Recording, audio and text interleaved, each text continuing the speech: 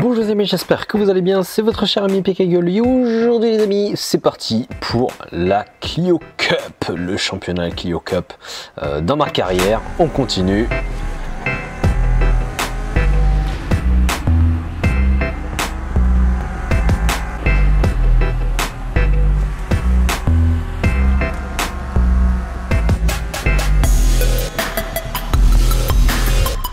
Ok les amis, donc c'est parti, on va se mettre en série courte. Tac, Brain Watch Indy Wooten. Règlement, on continue. On choisit notre petite Clio 4S Trophy Cup plutôt. Ce n'est pas l'édition Trophy. Qu'est-ce que je vais prendre?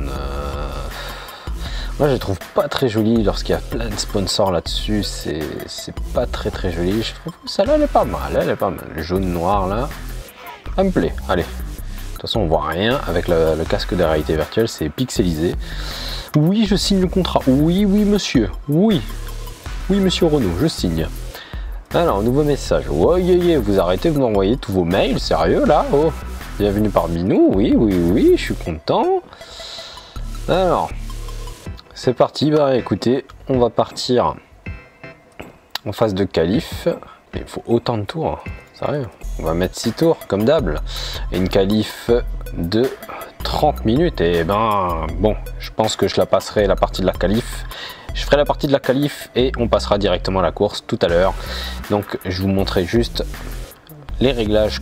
Alors voilà les amis, donc là on vient de finir la phase de qualification et j'ai le setup approprié pour la partie. Alors je vais la charger tout de suite. Alors je me rappelle plus des valeurs d'origine, mais je sais que j'ai pas mal mis l'équilibrage de frein sur l'avant. C'était à peu près à 50-50. Je l'ai mis pas mal sur l'avant. La voiture de base d'origine, la Clio 4 RS dans le jeu, elle survire beaucoup, mais genre vraiment beaucoup, dans les phases de virage, dans les phases pour ressortir des virages, et même pendant, parfois entre les deux, j'ai du mal à déterminer. On a les pressions des pneus que j'ai diminuées à l'arrière. Les suspensions, au niveau des suspensions, j'ai réduit un peu le rapport de direction. J'ai l'angle de passement, il était à 0,2 je crois, je l'ai remis à 0. Bon, ça change pas des masses. L'angle de passement à l'arrière, j'ai mis -1. L'angle de carrossage à l'arrière pour gauche et droite, -1,5. Il me semble qu'il était à 2, -2. Je l'ai mis à -1,5. Hauteur de caisse, j'ai baissé à fond. Hauteur de caisse à l'avant, je l'ai mis à 110 mm. Je me rappelle plus trop les valeurs d'origine, mais voilà, j'ai touché pas mal de choses. Là on va laisser par contre à 30 litres parce que je sais pas du tout combien de tours ça va faire pour en termes de consommation. Le différentiel, alors ici c'est un paramètre que j'ai pas encore trop compris. J'ai juste touché, il me semble, donc au différentiel, au glissement limité, je l'ai activé. Et je trouve que ça roule vraiment mieux. Après voilà, si je vous lis tout le texte, voilà, je sais pas si ça va vous apprendre quelque chose, mais voilà, petit à petit il faut faire des tests et c'est en faisant des essais qu'on voit un peu la différence. Et tous les autres paramètres sont d'origine à part le différentiel à glissement limité. Voilà tout ce que j'ai. La pression des pneus donc qui ont été un peu diminués à l'arrière, 1,50 et 1,65 à l'avant.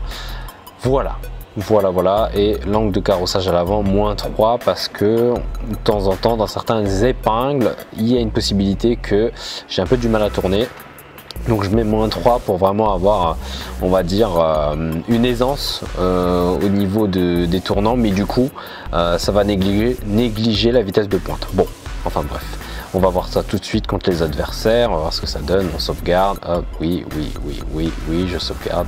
Voilà, on retourne, on démarre. Comme vous pouvez le voir, je suis premier. Parce que ben voilà, hein, on va dire que la qualification, j'ai fait le meilleur tour. Donc c'est dans ce virage dès le début là que ça glisse pas mal.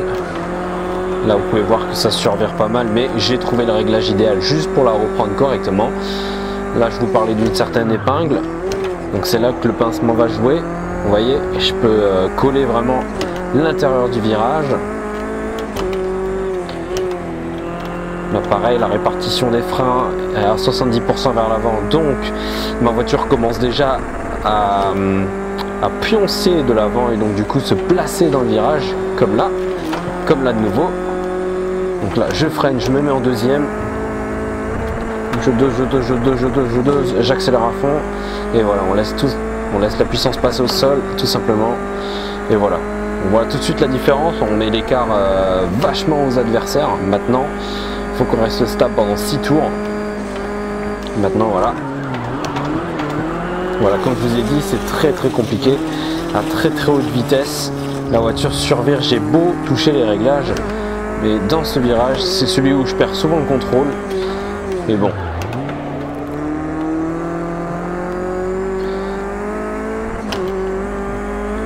Allez. Bon là, je mets pas la vue casque parce que, en fait, je vais vous montrer tout de suite. Hein, elle sert à que dalle. C'est juste une petite visière, donc je me dis ça n'a aucun intérêt. Voilà, si un petit peu la vue extérieure. Alors là, quand tu fais la vue extérieure en vert, ne bouge surtout pas trop la tête. Pourquoi? Ben, ça te donne vraiment la gerbe, mais à mort. Alors j'ai vraiment pas l'habitude de conduire comme ça, mais j'ai envie de vous faire profiter un peu de la vue extérieure. Et vu que la sonorité est aussi différente, donc là on se retrouve avec une Clio 4, hein, 200 chevaux. Je sais pas si la version Cup a plus de chevaux, si elle a 220 chevaux, je pense pas. Ouh, là j'ai mieux géré. Allez, on se remet en vue. Bon, c'est pas mal cette vue. Tiens, on laisse un peu toutes les vues, hein, j'en profite. Alors du coup, on n'entend plus le son du coup. On entend moins le son du moteur, on entend plus le son du vent et des adversaires, j'ai l'impression. Et des passements de vitesse. Le bruit est mieux fait que d'un Project Car 1. Il me semble. Et voilà, c'est une voiture qui se conduit assez facilement lorsqu'elle est bien réglée. Voilà, il n'y a pas de secret. Hein. Et là, on revient à l'intérieur. Ah, le bruit, il est nettement mieux à l'intérieur. Hein. Bon, après, esthétiquement, voilà, l'intérieur, ça ne change pas. Hein. C'est Clio Cup, châssis Cup avec tous les sièges qui sont partis. Alors, je vais freiner bien à l'avance. Ouais, même quand je freine bien à l'avance, la voiture continue de glisser. Malheureusement, j'ai pas trouvé encore le parfait, hein, parce que voilà, il n'y a pas de réglage parfait, il n'y a pas de réglage miracle. Mais voilà, on est là pour kiffer, pour peaufiner lorsqu'on est en phase de qualification. Et puis là, je vous fais profiter de la course avec les adversaires. Bon, je pense que je vais petit à petit augmenter la difficulté des adversaires, mais j'avoue que là, j'ai fait un super bon réglage. Du coup, le setup, voilà, il fait la diff. Sincèrement. En même temps, quand tu commences premier de la liste, voilà, c'est assez facile.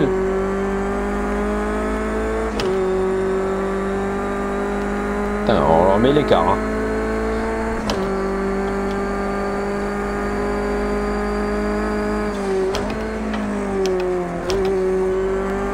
Du coup, on prend notre temps, hein.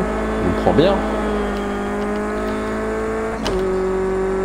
Bon, voilà, c'est pas un bolide de dingue. Hein. Voilà, on a 200 chevaux, c'est pas le truc de ouf. En Clio Cup, normalement, je crois qu'elle est capable de faire le 0 à 100 en 6 secondes et quelques, il me semble. Je connais pas la valeur exacte. Contrairement à la Clio 4 RS, on va dire celle qu'on connaît de tous les jours.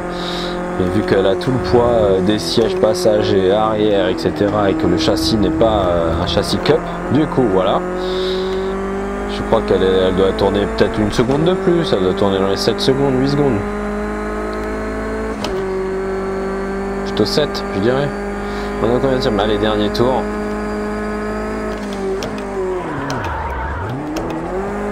Voilà, j'ai pris le temps, hein. Je voulais pas faire d'accident juste à la fin, ce serait con.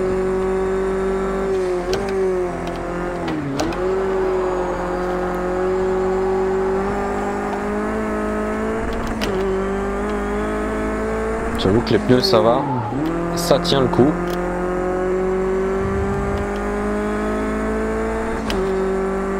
Au niveau du plein, j'aurais pu mettre largement moins en fait. Je mets toujours trop large. Franchement, il faudrait que je regarde à chaque fois à la fin de chaque course combien il me reste en plein pour anticiper pour les prochaines courses. Donc là voilà, on est au dernier tour, il me reste 25,2 litres. En plus on est en consommation réelle, hein. J'ai mis la conso réelle. Là on voit qu'on a large de la marge. Et donc voilà, on aurait pu mettre 25 litres la prochaine fois, elle serait largement faisable. Donc là voilà les amis, on termine premier.